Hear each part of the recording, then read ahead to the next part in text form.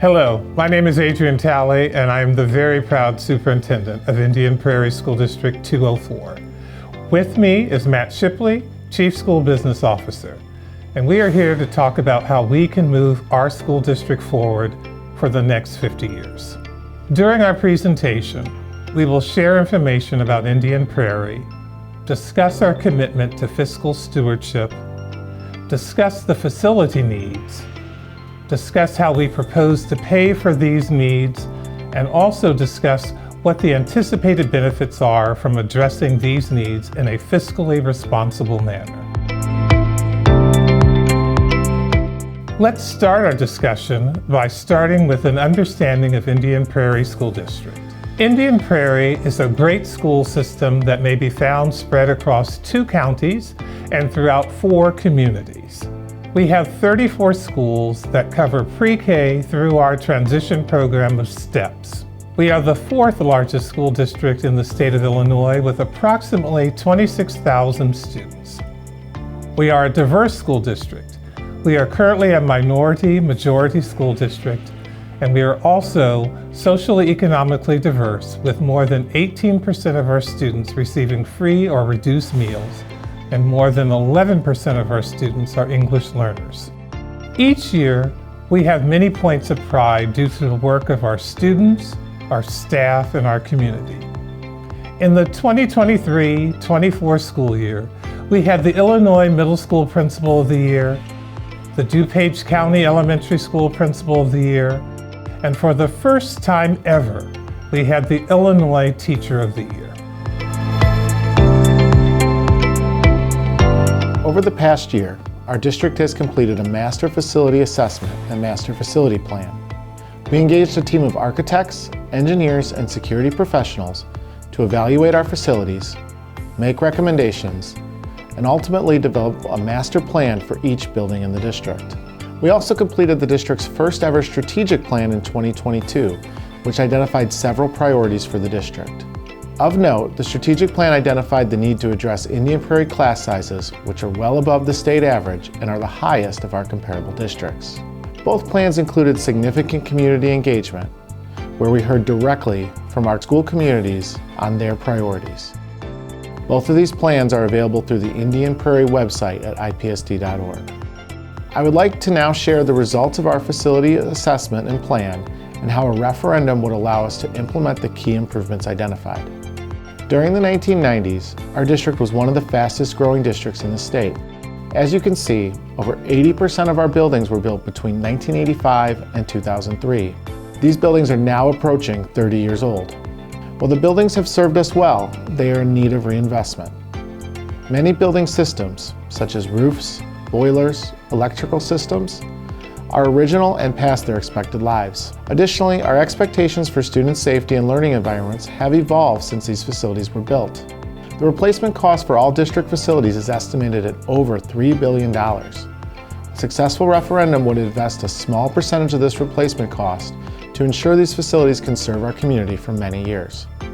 Over 3/4 of district revenues are received from local property taxpayers. The district recognizes our responsibility to the local community to use these dollars wisely and live within our means. As shown here, Indian Prairie receives significantly less per student than our 7 other comparable districts, and less than the state average. For example, Indian Prairie spends about $3,300 less per student than Naperville District 203. With over 25,000 students, this equates to Indian Prairie having over $75 million less annually than Naperville 203. Also shown here is the funding adequacy percentage for our comparable districts, where Indian Prairie is once again the lowest. Simply put, administration does not believe we can fund the necessary building improvements using current resources without negatively impacting educational programming. Administration would like to continue to use operating funds to address the needs identified through our strategic plan, such as reducing class sizes and addressing the needs for more counselors and support services. The highest priority addressed in the master plan is safety and security needs. Student safety is the #1 priority for Indian Prairie 204. One area we need to address is our main entrances and visitor access areas. The master facility plan calls for secure vestibules at all buildings where visitors can be safely checked in and verified before obtaining access to the school building. The Master Facility Plan also includes funding to address infrastructure needs directly tied to school safety. This includes funding for replacing doors, windows, external locks, and security cameras as needed. If the referendum is successful, we would have 8 years to spend the funds and expect significant improvements each year impacting many district facilities. All district facilities will see safety and security needs addressed, and we believe this referendum will improve all district facilities. We are proud of our district and what we accomplish, but as we've shown, we have challenges related to our facilities and some specific operating challenges as well. Fortunately, a successful referendum would invest in our district facilities without a tax increase. I'd like to share this proposal with you now. The ballot language voters will see on the November ballot is shown here. This language has been reviewed and approved by our Bond Council before being adopted by the Board of Education and complies with all applicable requirements as outlined in state statute. As a bond resolution, all funding would be restricted for building improvements. The key improvement areas are listed here. As you can see, there's a focus on safety and security improvements, reinvestment in building infrastructure, and gaining operational efficiencies and other improvements. The resolution lists the maximum amount of borrowing authorized, which is $420 million. We estimate the $420 million bond amount corresponds to an annual debt service payment of approximately $25.5 million and a debt service tax levy of about 37 cents. These amounts are currently being paid on bonds maturing in 2026. In other words, this referendum, if approved, would simply replace the current bond and interest levy and not result in a tax increase.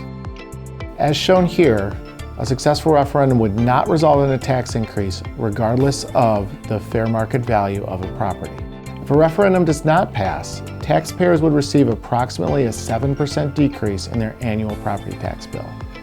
This amounts to approximately $93 for every $100,000 of a house's fair market value.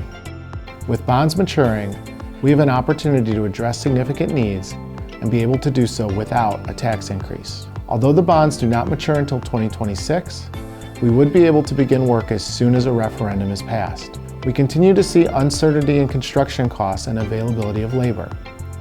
Approving this referendum in November could save as much as $31 million in costs associated with the most critical infrastructure work. Without the bond funding, critical infrastructure needs would have to be addressed with operating funds. This could lead to as much as $10 million a year, originally intended to support our students in classrooms, being used for capital needs. This would lead to increases in class sizes and likely reductions in programming.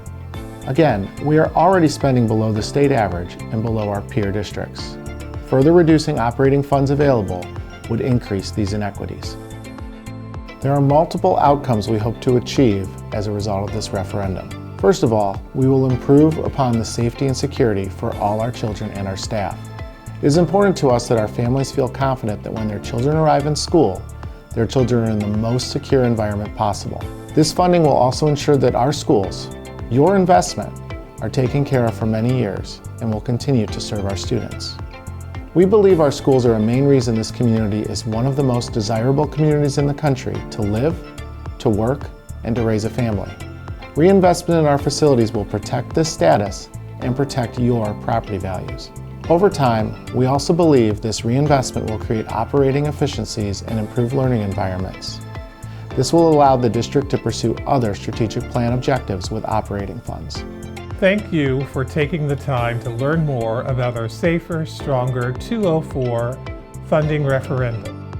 We encourage you to visit our website for more information at www.ipsd.org/SaferStronger204.